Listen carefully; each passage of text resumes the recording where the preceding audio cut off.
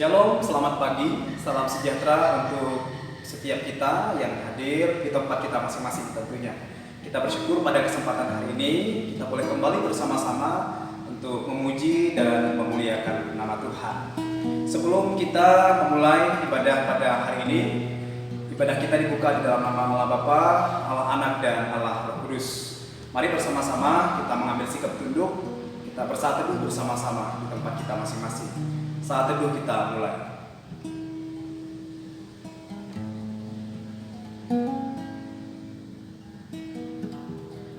Amin. Saat teduh selesai, saya persilahkan untuk semua kita bangkit berdiri di tempat kita masing-masing. Kita naikkan pujian hormat bagi Allah Bapa. Naikkan pujian ini untuk Tuhan.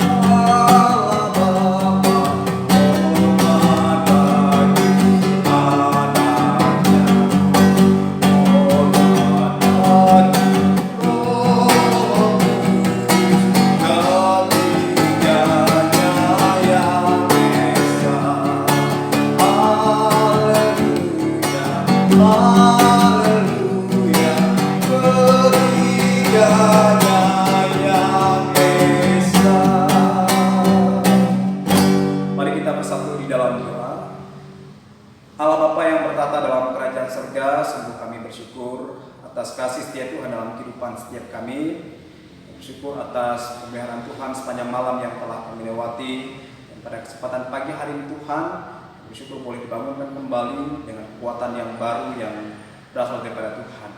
Bersyukur pada kesempatan hari ini kami boleh bersama-sama kembali untuk kami memuji memuliakan nama Tuhan. Dan berkati ibadah kami dapat kami laksanakan dengan baik, dan sekiranya firman Tuhan disampaikan boleh kami lakukan dalam kehidupan setiap kami. Kami serahkan ibadah kami dari pertama hingga akhirnya nanti, biarlah kuasa Tuhan bersama-sama dengan kami.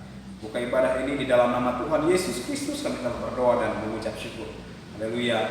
Amin. Baik, siswa-siswi yang terkasih di dalam Tuhan kita Yesus Kristus, kita sungguh bersyukur bahwa kita punya Allah yang sanggup melakukan segala sesuatu dalam kehidupan setiap kita. Apapun masalah yang kita hadapi, mari kita serahkan kepada Tuhan, sebab dialah Allah sanggup melakukan segala perkara di dalam kehidupan setiap kita. Kita naikkan pujian, masih tetap berdiri semuanya. Allah sanggup. Naikkan pujian ini untuk Tuhan. Sambil bertepuk tangan ya.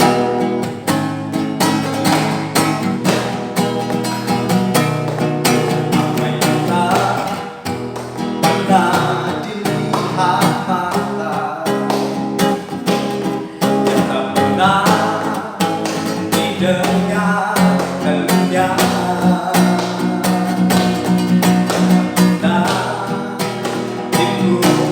dalam hati semua disediakan.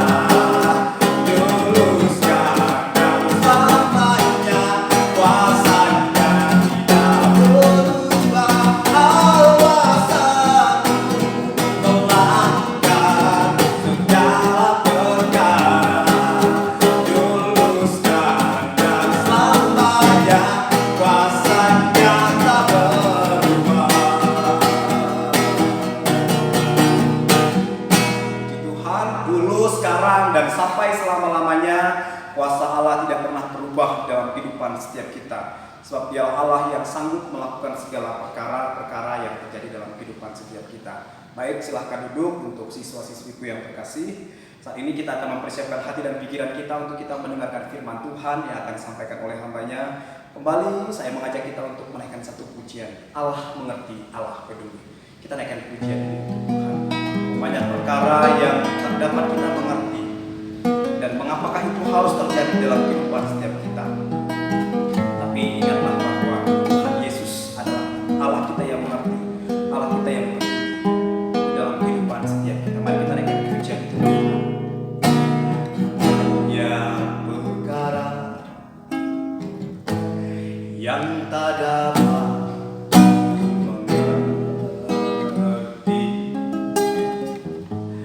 mengapakah harus terjadi di dalam kehidupan ini.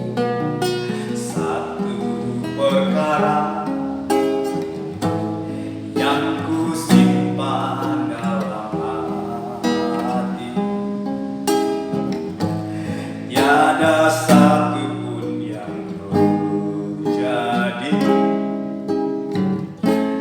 tanpa Allah peduli.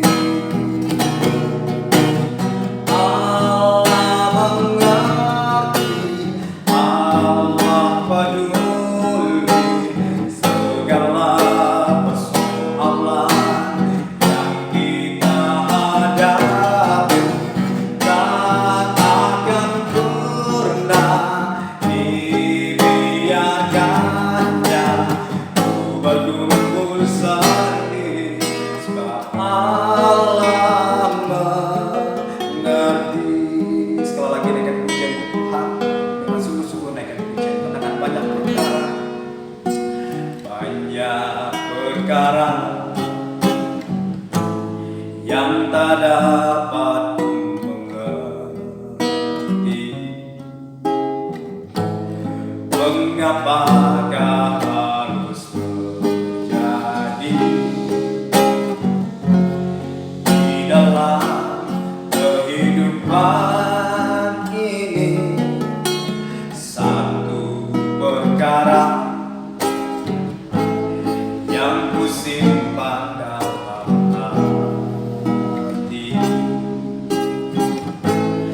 tiada satu pun yang terjadi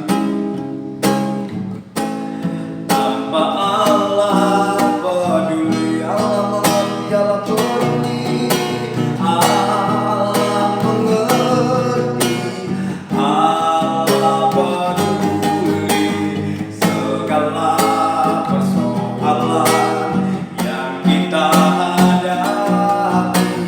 Tak akan pernah dibiarkannya berkumpul sendiri, sebab Allah mengerti, Allah mengerti, Allah mengerti, Allah peduli segala persoalan yang kita hadapi. Tak akan pernah dibiarkannya berkumpul sendiri, sebab Allah mengerti. Baik, bagi hamba yang menyampaikan kebenaran firman Tuhan, waktu dan tempat dipersilakan. Shalom. Mari murid-murid semuanya, saya mengundang kita sama-sama kita menundukkan kepala, kita berdoa memohon pimpinan Tuhan. Kita berdoa. Bapa di dalam surga, kami menyerahkan untuk waktu kami akan bersama mendengar, merenungkan firman Tuhan. Kiranya Roh Kudus-Mu menerangi hati kami semua, pikiran kami, Engkau isi dengan kebenaran firman-Mu. Terpuji nama-Mu kami berdoa memohon demi Kristus Yesus Tuhan Juru Selamat kami yang hidup. Amin.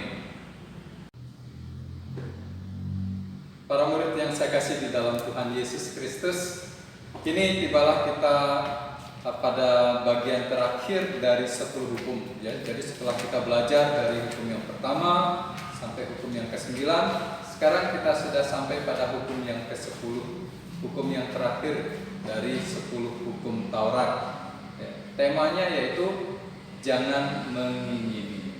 Nah, bunyinya apa 10 hukum? Hukum yang ke-10 itu. Demikian bunyi firman Tuhan ya, bunyinya. Jangan mengingini rumah sesamamu. Jangan mengingini istrinya, atau hambanya laki-laki, atau hambanya perempuan, atau lembunya, atau keledainya, atau apapun yang dipunyai sesamamu.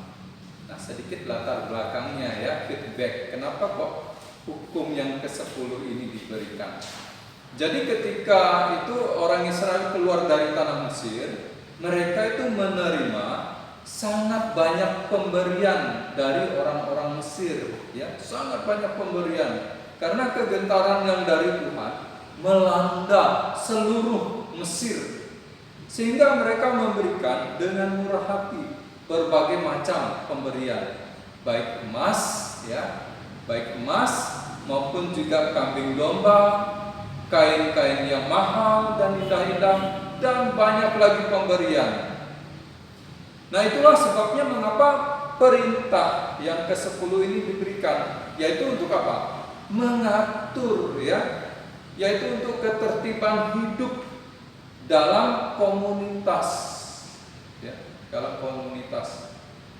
Supaya apa? Supaya mereka bisa saling menghargai milik sesama satu dengan yang lain. Nah, berbicara tentang jangan mengingini ya, mengingini.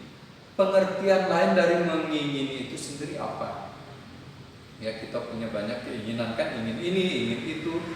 Keinginan itu apa sih? Mengingini itu kata lainnya apa? Kalau di dalam bahasa asli ya, teks di dalam bahasa asli, mengingini itu merupakan pengertian dari menyenangi atau berhasrat. Jadi bahasa asli itu pakai kata berhasrat. Janganlah engkau berhasrat kepada milik sesamamu. Janganlah engkau berhasrat akan istrinya, ya, dan keledainya, lembunya, hambanya laki-laki, hambanya perempuan, dan lain sebagainya. Nah, pertanyaannya, bagaimana keinginan itu timbul? Bagaimana hasrat itu timbul? Kalau saya boleh jawab, ya, mengutip ya pepatah, yaitu dari panca indera turun ke hati ya. Semua panca indera turun ke hati. Nah, kita ambil salah satu contoh dari panca indera itu, yaitu mata, penglihatan ya. Nah, jadi mata melihat ini seperti sistem komputer ya, input, proses, output. Jadi mata melihat lalu mengirimkan pesan itu ke otak, lalu otak memprosesnya sedemikian rupa, dan akhirnya menghasilkan satu pesan berupa apa? Pikiran, ya, perasaan, emosi, dan kehendak. Nah, itu semualah ya, itu semuanya lah yang disebut dengan hati, ya, yang melibatkan pikiran, perasaan, emosi, ya, dan kehendak. Nah, pertanyaan berikutnya adalah, apa salah ketika kita memiliki keinginan? Apakah salah ketika keinginan atau hasrat itu muncul? Jawabannya tentu tidak salah. Ya, tadi di awal saya katakan semua orang bisa punya keinginan kok. Saya juga bisa punya keinginan. Ya, memiliki keinginan itu sah-sah saja. Lalu keinginan yang pada dasarnya baik, ya, menjadi keinginan yang salah. Ya, yang salah itu seperti apa? Seperti apa? Di dalam Kejadian pasal 6 ayat yang kelima, firman Tuhan katakan begini. Ketika dilihat Tuhan bahwa kejahatan manusia besar di bumi, dan bahwa segala kecenderungan hatinya selalu membuahkan kejahatan semata-mata. Nah, mungkin inilah alasan mengapa perintah ke-10 ini diberikan. Karena apa? Ketika seseorang menginginkan sesuatu, dia harus waspada. Karena apa? Kecenderungan hatinya adalah berbuat dosa. Para murid yang saya kasih di dalam Tuhan Yesus Kristus. Nah, bagaimana caranya berwaspada sih? Karena kecenderungan hati manusia, hati kita ini adalah berbuat dosa. Bagaimana caranya waspada? Yaitu dengan cara mengisinya dengan firman Tuhan. Tidak ada cara lain. Ya, selain mengisi hati kita ini dengan firman Tuhan. Dengan demikian maka pikiran, ya, perasaan, kehendak kita akan seturut dengan kehendak Tuhan. Jadi hati yang dikuasai oleh firman Tuhan itu akan menjaga kita sedemikian rupa. Ya. Jadi jangan anggap remeh firman Tuhan. Amsal pasal 4 ayat 23 mengatakan, jagalah hatimu sebab dari situlah terpancar kehidupan. Nah, ini penting untuk diperhatikan, ya, penting sekali. Karena terang firman Tuhan akan membentengi, mengajar hati kita sedemikian rupa. Untuk apa? Untuk dapat membedakan mana yang sekedar keinginan, ya, sekedar keinginan, dan mana yang memang menjadi kebutuhan. Para murid yang saya kasih di dalam Tuhan Yesus Kristus, sekali lagi, ya, keinginan itu pada dasarnya baik, sah-sah saja. Namun harus dipertimbangkan, ya, secara bijak. Apakah itu hanya sekedar keinginan ataukah memang itu adalah kebutuhan? Tidak sekedar keinginan, tapi itu adalah kebutuhan dan kita ingin untuk memenuhinya. Ya. Karena apa? Keinginan belum tentu kebutuhan. Contohnya, ya, keinginan yang belum tentu adalah kebutuhan itu contohnya. Seorang pengemis menginginkan sebuah mobil Mercedes-Benz. Untuk apa? Mobilitasnya sehari-hari. Nah, menginginkan tidak salah, ya. Pengemis menginginkan sebuah mobil, misalnya Mercedes-Benz, tidak salah, sah-sah saja. Tapi masalahnya bukan itu yang dia butuhkan pada saat itu. Ya, bukan itu yang dia butuhkan saat itu. Jadi itu hanyalah sebuah keinginan, bukan sebuah kebutuhan.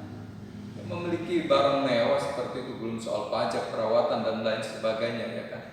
Nah, bagi seorang pengemis itu kalau dia menginginkan sah-sah saja, tetapi itu bukan, ya, atau belum menjadi kebutuhan. Dan yang berikutnya, kalau tadi keinginan belum tentu kebutuhan, tapi kalau kebutuhan pastilah itu keinginan, ya. Namun kalaupun kebutuhan itu tentu adalah keinginan, untuk memenuhinya pun harus dengan cara yang benar, ya, etis. Contoh, ya.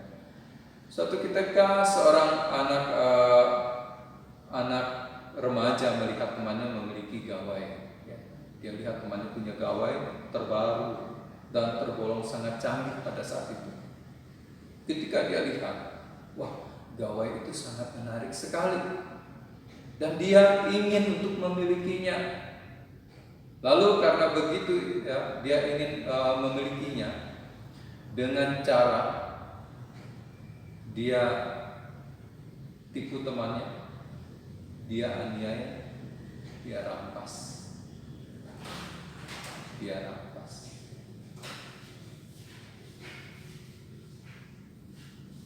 Jadi ini tidak etis,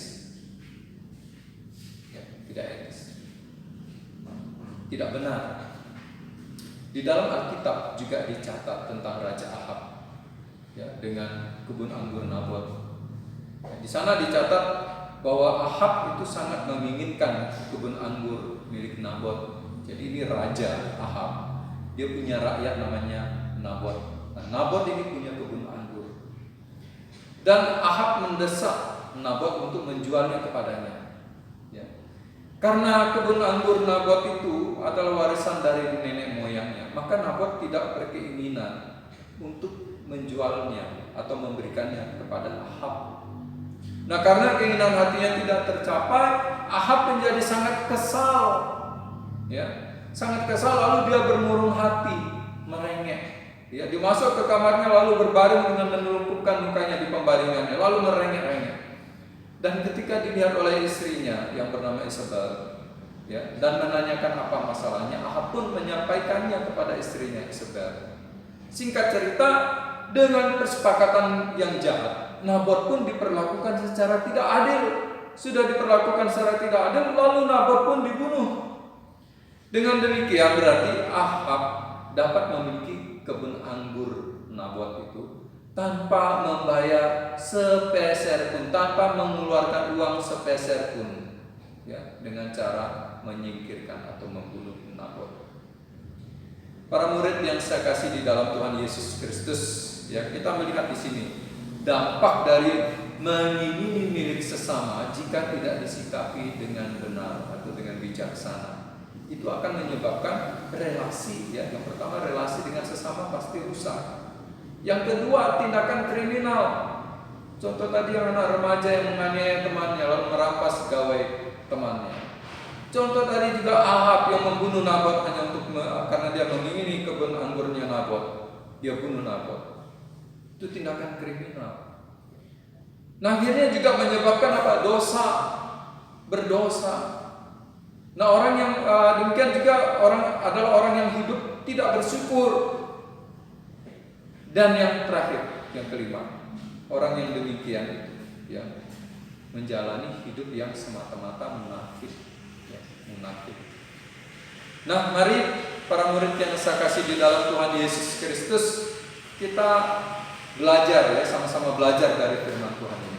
Mari bijaksana di dalam membedakan apa yang menjadi keinginan, apa yang menjadi kebutuhan, apa yang hanya keinginan semata, dan apa yang benar-benar menjadi satu kebutuhan. Harus bisa dibedakan. Dan yang berikutnya, mari kita sama-sama belajar untuk bersyukur atas apa yang Tuhan percayakan kepada kita, dan bersyukur juga atas apa yang Tuhan percayakan kepada sesama, ya, sesama kita. Karena dengan bersyukur berarti kita sudah belajar untuk memuliakan nama Tuhan. Dan yang kedua adalah kita belajar untuk menghargai sesama kita, menghargai milik sesama kita, menghargai milik kita sendiri. Para murid yang saya kasih di dalam Tuhan Yesus Kristus, mari saya mengajak kita sama-sama belajar untuk memiliki rasa cukup, ya, memiliki, ya, rasa cukup. Firman Tuhan di dalam 1 Timotius pasal 6 ayat yang ke-6 di sana mengatakan, memang ibadah itu kalau disertai rasa cukup memberi keuntungan yang besar. Ya. Dia orang yang memiliki rasa cukup, dia tidak akan terdorong oleh ambisi-ambisi yang hanya menghanguskan dirinya sendiri. Memiliki rasa cukup itu penting sekali. Ya. Selanjutnya di 1 Timotius pasal 6 di ayat yang ke-8 firman Tuhan juga di sana mengatakan, asal ada makanan dan pakaian cukuplah. Cukup. Ya, kata cukup ini penting sekali. Ya. Ketika engkau terdorong untuk mengingini sesuatu padahal engkau belum butuh, belum menjadi kebutuhan, ingat, cukuplah dengan apa yang engkau miliki saat ini. Belajar mencukupkan diri. Selanjutnya di dalam Lukas pasal 11 ayat yang ketiga, Tuhan Yesus mengajarkan di dalam doa Bapa kami kepada murid-muridnya. Tuhan Yesus katakan, berikanlah kami setiap hari makanan kami yang secukupnya. Secukupnya. Di dalam Lukas pasal 3 ayat yang ke-14, ketika itu para prajurit itu ada satu perbincangan dengan Yohanes. Mereka bertanya kepada Yohanes, dan kami, apakah yang harus kami perbuat? Jawab Yohanes kepada mereka, jangan merampas, jangan memeras, dan cukupkanlah dirimu dengan gajimu. Cukupkan dirimu. Ya, sekali lagi, cukup. Belajar merasa cukup itu penting. Ya, seorang koruptor, kenapa dia menjadi begitu korup? Karena dia tidak belajar untuk hidup dengan rasa cukup. Ya, jadi dia terdorong, bahkan dia dihanguskan oleh ambisinya, membuat dia berdosa. Jadi cukup, ya, merasa cukup itu penting sekali. Oleh sebab itu ingat, ya, keinginan semata jika tidak disikapi dengan bijaksana, bisa membuat kekacauan semata-mata, baik kekacauan terhadap diri sendiri, ya, maupun juga membuat kacau di dalam relasi dengan sesama.